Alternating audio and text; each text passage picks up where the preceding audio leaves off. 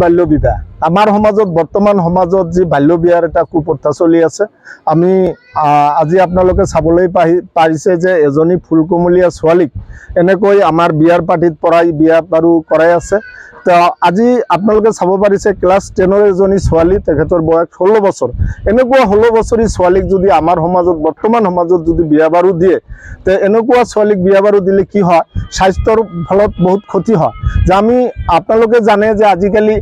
এটা মাটিৰ কলহ যেনেকৈ আমি কেঁচা কলত পানী ডালি যদি কলটো যদি আমি অলপ দাঙি ধৰোঁ সেই কলটো ভাঙি যায় ঠিক তেনেকুৱা ছোৱালী এজনীক ফুলকুমলীয়া ছোৱালী এজন মানে বিল' 18 ইয়াৰ্ছৰ আগত যদি সেই ছোৱালীজনীক বিয়া দিয়া হয় যে ফলত কি হয় ডেলিভাৰীৰ পিছত আৰু প্ৰসূতিৰ পিছত সেই ছোৱালীজনীৰ স্বাস্থ্য ভাঙি যায় আৰু লগতে সেই ছোৱালীৰ যিটো কেঁচুৱা হয় কেঁচুটোৰ কাৰণেও ক্ষতি হয় গতিকে আমি এই বেদীটো এই যিটো বাল্য বিয়াৰ বেদীটো এই বেদীটো আমি সমাজক এইখিনি বুজাব বিচাৰোঁ যে আপোনালোকে সকলো ল'ৰা ছোৱালীক যাতে ছোৱালী কমচে কম 18 বছৰ আৰু ল'ৰাৰ কমচে কম 21 বছৰৰ তলত কোনেও যাতে বিয়া নিদিয়ে হয়তো আজি এই ছোৱালীটো 16 বছৰৰ ছোৱালী অলপ ড্ৰেছ পাতি পিন্ধিছে সেইকাৰণে আমি হাবালিকা বুলি বহুতে ধৰিছোঁ কিন্তু অথচ ছোৱালীটোৰ বয়স হ'ল 16 বছৰ এতিয়া মেট্ৰিকহে জাষ্ট দিব গতিকে আমি সমূহ দৰ্শক তথা অভিভাৱকসকলক টানি অনুৰোধ জনাওঁ এনেকুৱা ফুলকুমলীয়া এজনী ছোৱালীৰ ভৱিষ্যতে যাতে তাৰ জীৱনটো নষ্ট নকৰে ইয়াৰ কাৰণে আপোনালোকে সকলোক আমি আমাৰ টাইমছ এনি 24ৰ সমূহ দৰ্শকসকলক অনুৰোধ জনাইছোঁ এইটো আচলতে বাল্য বিয়াৰ যিটো আমি পাৰ্টিত বহিছোঁ আচলতে এইটো জিনিয়ন বাল্য বিয়া নহয় এইটো আপোনালোকক দেখুৱাৰ কাৰণে আজি এই দৃশ্যটো আমি দেখুৱাইছোঁ ঠিক এনেকৈ আমাৰ সমাজত বহুত ধৰণৰ লুকাচুৰি কৰি হ'লেও আমাৰ বাল্য বিয়া হৈ আছে বুন্টি তোমাৰ নাম কি মাৰিয়ানি তুমি আচলতে এনে কোন ক্লাছত পঢ়া মই ক্লাছ 10ত পঢ়ি আছো এনে এতিয়া তোমাৰ যেহেতু ফিজিক্যালি তুমি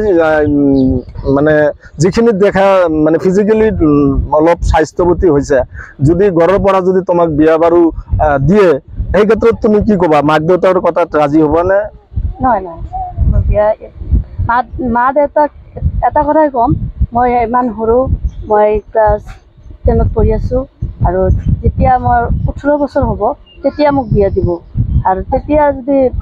মোৰ ঘৰৰ পৰা দিয়ে মই একো নকওঁ নহয় যদি মাক দেউতাকৰ ফালৰ পৰাই বা কোনো ধৰণৰ মানে জোৰ জবস্তি যদি বিয়াত বাধ্য কৰে তেতিয়া তুমি কি কৰিবা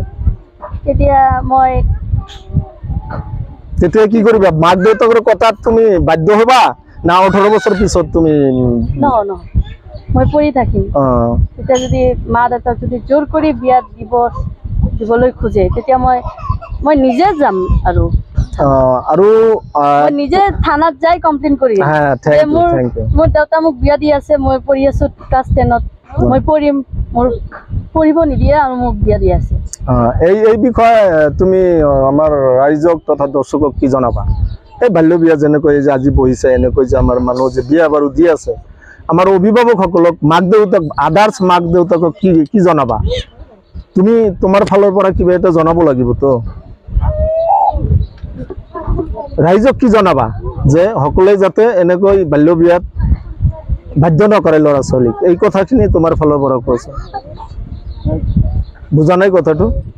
যে তুমি ৰাইজক কি জনাবা যে এই ক্ষেত্ৰত বাল্য বিয়াটো তুমি সাপোৰ্ট কৰা না বিৰোধিতা কৰা মই এইটো কথাত মই বিৰোধিতা আৰু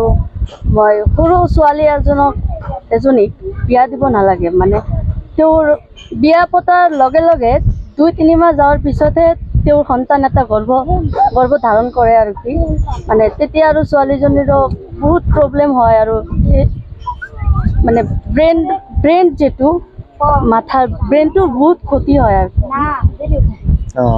আমাৰ লগত দৰাজন আছে দিব নালাগে এটা সৰু ছোৱালী এনে তোমাৰ নাম মাৰিয়ামি ঘৰ ক'ত গোৱালপাৰা ধন্যবাদ তোমাৰ ভৱিষ্যতত তুমি কি ভাবি আছা তুমি ভালদৰে পঢ়া শুনা কৰি কোনো এক্টৰ এক্ট্ৰেছ বা সিঙ্গাৰ কি তোমাৰ সপোন মই হাই সেকেন্ডাৰী ক্লিয়াৰ কৰাৰ পিছতে মোৰ 18 বছৰ হ'ব আৰু তাৰ পিছত মই